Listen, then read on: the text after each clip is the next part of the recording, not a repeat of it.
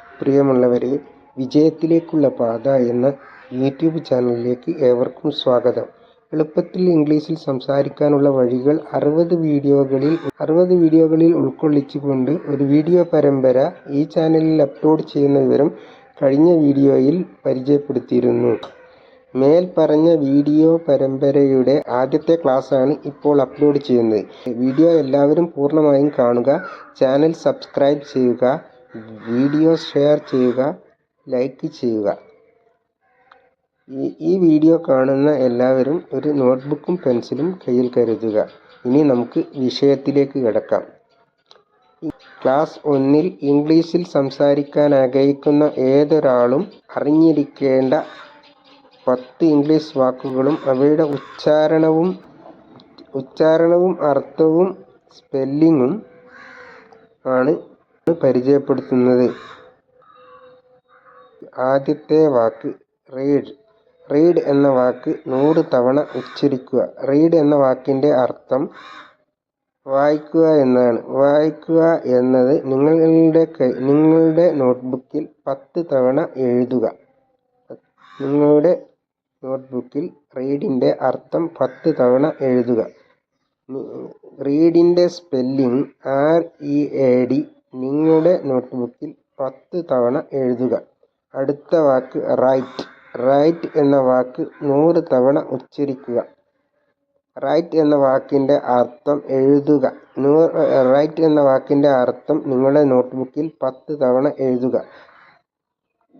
Right എന്ന വാക്കിൻ്റെ spelling WRITE നിങ്ങളുടെ നോട്ട്ബുക്കിൽ 10 തവണ എഴുതുക.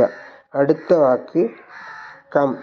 കം എന്ന വാക്ക് 100 തവണ ഉച്ചരിക്കുക. കം എന്ന വാക്കിൻ്റെ അർത്ഥം വരിക. കം എന്ന വാക്കിൻ്റെ അർത്ഥം വരിക എന്നത് നിങ്ങളുടെ നോട്ട്ബുക്ക് 10 തവണ എഴുതുക.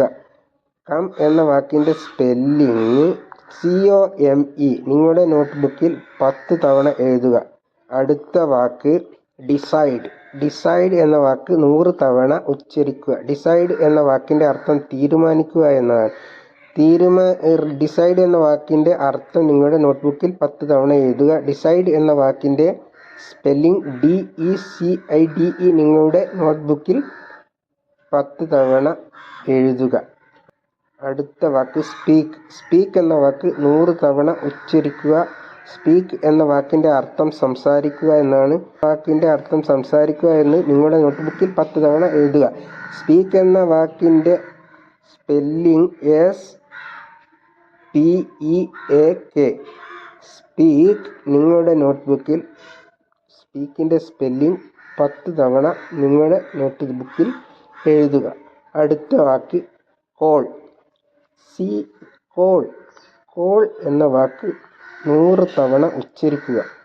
കോൾ എന്ന വാക്കിൻ്റെ അർത്ഥം വിളിക്കുക എന്നാണ്. കോൾ എന്ന വാക്കിൻ്റെ അർത്ഥം നിങ്ങളുടെ നോട്ട്ബുക്കിൽ 10 തവണ എഴുതുക. കോൾ എന്ന വാക്കിൻ്റെ സ്പെല്ലിംഗ് CALL നിങ്ങളുടെ നോട്ട്ബുക്കിൽ 10 തവണ എഴുതുക. CALL എന്നാണ് എഴുതുന്നതെങ്കിലും ഉച്ചരിക്കേണ്ടത് കോളാണെന്ന് മനസ്സിലാക്കുക. അടുത്ത വാക്ക് ആസ്ക്. ആസ്ക് എന്ന വാക്ക് 100 തവണ ഉച്ചരിക്കുക. 10 തവണ അതിൻ്റെ അർത്ഥം ചോദിക്കുക എന്നതാണ്. അത് എഴുതുക. പിന്നെ ആസ്ക് എന്ന വാക്കിൻ്റെ സ്പെല്ലിംഗ് ASK അത് നിങ്ങളുടെ നോട്ട്ബുക്കിൽ 10 തവണ എഴുതുക. അടുത്ത വാക്ക് ഡ്രിങ്ക്. ഡ്രിങ്ക് എന്ന വാക്ക് 100 തവണ ഉച്ചരിക്കുക. ഡ്രിങ്ക് എന്ന വാക്കിൻ്റെ സ്പെല്ലിംഗ് ഡ്രിങ്ക് എന്ന വാക്കിൻ്റെ അർത്ഥം കുടിക്കുക എന്നതാണ്. ഡ്രിങ്ക് എന്ന വാക്കിൻ്റെ അർത്ഥം കുടിക്കുക എന്നത് നിങ്ങളുടെ നോട്ട്ബുക്കിൽ 10 തവണ എഴുതുക. ഡ്രിങ്ക് എന്ന വാക്കിൻ്റെ സ്പെല്ലിംഗ് DRINK നിങ്ങളുടെ നോട്ട്ബുക്കിൽ 10 തവണ എഴുതുക. 10ാമത്തെ വാക്ക് ഈറ്റ് എന്നതാണ്. ഈറ്റ് എന്ന വാക്ക് 100 തവണ ഉച്ചരിക്കുക. ഈറ്റ് എന്ന വാക്കിൻ്റെ അർത്ഥം തിന്നുക എന്നതാണ്. ഈറ്റ് എന്ന വാക്കിൻ്റെ അർത്ഥം നിങ്ങളുടെ നോട്ട്ബുക്കിൽ 10 തവണ എഴുതുക. ഈറ്റ് എന്ന വാക്കിൻ്റെ സ്പെല്ലിംഗ് EAT എന്നതാണ്. EAT എന്ന സ്പെല്ലിംഗ് നിങ്ങളുടെ നോട്ട്ബുക്കിൽ 10 തവണ എഴുതുക. ഇതോടുകൂടി 10 വാക്കുകളുടെ ഉച്ചാരണവും അർത്ഥവും സ്പെല്ലിങ്ങും ഇവിടെ പ്രതിപാദിച്ചു കഴിഞ്ഞു. ഇനി ഈ വാക്കുകൾ നന്നായി ഉച്ചരിച്ച് പരിശീലിച്ച് അർത്ഥം മനസ്സിലാക്കി സ്പെല്ലിങ്ങും മനസ്സിലാക്കി തറവാക്കി വെക്കുക. സംസാര ഭാഷയിൽ ഏറ്റവും കൂടുതൽ പ്രാധാന്യം നൽകുന്നതിന് ഉച്ചാരണത്തിനാണ്. അതുകൊണ്ട് തന്നെ ഈ 10 വാക്കുകളും ഉച്ചരിച്ച്